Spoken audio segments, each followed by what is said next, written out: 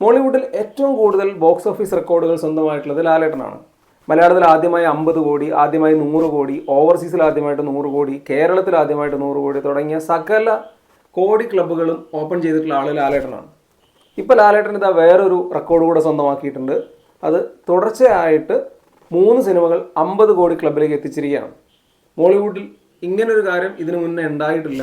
3 ജോണറിലുള്ള സിനിമകൾ വെച്ചിട്ടാണ് ലാലേട്ടൻ ഈ ഒരു റെക്കോർഡ് സ്വന്തമാക്കിയത്. ആദ്യം വന്ന എമ്പുരാൻ ഒരു മാസ് ആക്ഷൻ ത്രില്ലർ ആയിരുന്നു, അത് 265 കോടി നേടി. പിന്നെ വന്ന തുടരും ഒരു ഫാമിലി ഡ്രാമയായിരുന്നു, അത് ഏതാണ്ട് 235 കോടിയോളം നേടി. ഇപ്പോൾ റിലീസായിരിക്കുന്ന ഹൃദയപൂർവ്വം ഒരു ഫീൽ ഗുഡ് എൻ്റർടൈനറാണ്, ഏതാണ്ട് ഒരു 50 കോടി ക്ലബ്ബിലേക്ക് എത്തിക്കഴിഞ്ഞു.